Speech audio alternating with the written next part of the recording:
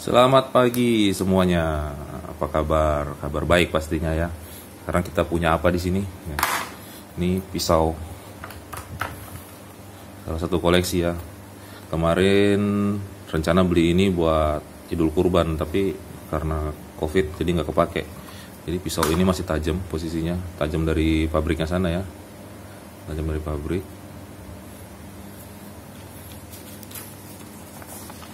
Tahu nih masih tajam nggak? Sanggup nggak motong kertas ya? Oh tajam masih. Jadi pisau ini tajam nih. Kemudian karena ini nanti tutorial memakai sharpening stick. Nah, kenapa saya pakai sharpening stick? Karena selama yang saya tahu sharpening stick ini paling praktis dan paling cepat selama mata pisaunya sudah benar dan nggak ada kerusakan berarti gitu. Artinya nggak ada kerusakan, nggak ada chipping ya, nggak ada cuil-cuilnya ini di matanya nih. Nah, kemudian nanti saya coba tumpulkan.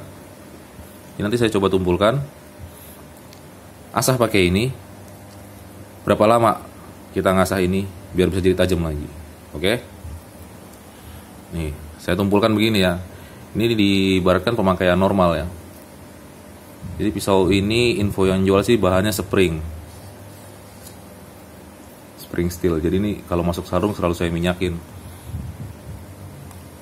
biar nggak berkarat ya. Tumpul belum nih? Harusnya sudah tumpul ini. Oh tumpul sudah ya. Ini sudah tumpul nih. Tuh, nggak tembus, nggak kebeler ya. Ini emang udah tumpul. Kertas saya nggak bakal kepotong. Tuh, tumpul kan? Menyebalkan tau kalau kerja pakai pisau tumpul itu. Kemudian ada nih sharpening stick. Ini sharpening stick. Ini yang saya pakai itu buatannya dari pabriknya itu Karl Slipper dari Jerman ya. Karl Slipper Jerman. Ini harganya sekitar 200 ribuan aja. Saya pakai yang 10 in ukurannya. Jadi rata-rata pisau saya tuh ukurannya ini 20 sentian. 20 cm bisa lebih pendek. Saya jarang pakai pisau lebih panjang dari 20 cm kecuali untuk nyembelih atau untuk nebas rumput. Karena ini saya pakai untuk sekedar keperluan hobi, survival atau masak, kemudian ngurus dagingnya sama binatang-binatang buruan. Jadi rata-rata pisau saya panjangnya sekitar 20 cm. Jadi saya pakai yang 25 cm. Kenapa lebih panjang? Untuk melindungi jari. Bagaimana cara makainya? Sama dengan ngasah. Artinya kalau kita tahu matanya ini sudutnya pertama berapa, kita nanti ngasah najeminnya dengan sudut seperti itu juga. Karena ini speknya pisau daging gitu kan. Pisau daging atau pisau untuk nyembelih itu yang selama saya tahu, kalau nggak salah ingat ya, itu 20 derajat. Itu saya baca di spesifikasi pisau Victorinox. Jadi kita pakai 20 derajat. Bagaimana menentukan 20 derajat? Artinya kita ambil di sini tegak lurus nih 90 derajat begini. 90 derajat, miringkan setengah. Setengahnya dari 90 derajat artinya 45 derajat ya kan. Nah, kemudian 45 derajat bagi dua lagi. Bagi dua lagi itu berapa jadi? 22,5 derajat. Belum nyampe 20 derajat ya? Nggak apa-apa, turunin lagi sedikit. Nah, jadikan 20 derajat. Artinya seperti itu caranya.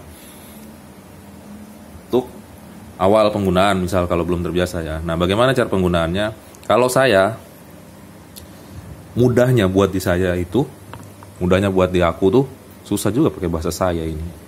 Mudahnya buat di aku tuh ya begini caranya. Gosoknya ke depan ya.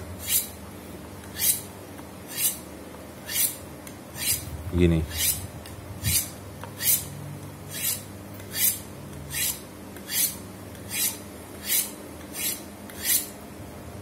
Contoh pelannya. Nah, satu kali, dua kali. Bisa begitu, bisa juga begini. Kalau kita ragu jempolnya ini terlindungi nggak sih sebenarnya sama flank ini gitu. Nah kalau ragu bisa tancepin aja ke bawah begini, disandarin ke bawah. Yang penting ini stabil ya, jangan sampai geser-geser, goyang-goyang karena itu berbahaya. Kalau sampai goyang-goyang, jadi sama gerakannya begini, tapi diambilnya dari pangkal, kemudian digeser ke belakang gini.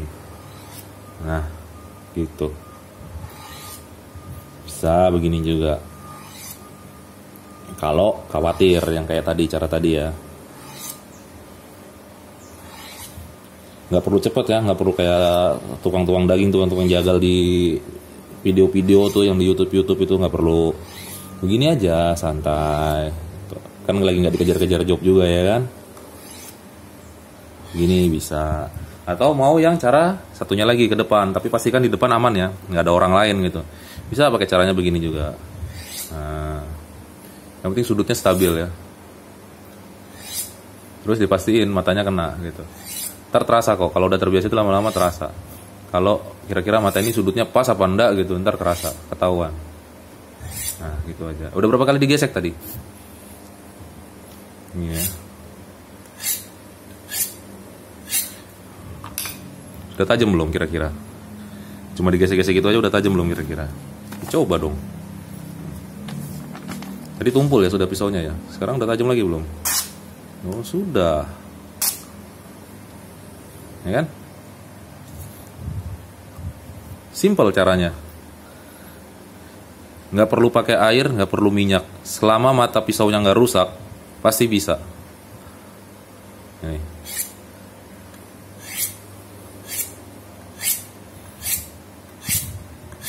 Dan ini nggak terbatas ya, cuma buat pisau daging kah, atau cuma buat pisau apa. Selama itu namanya pisau, semua bisa dikerjakan.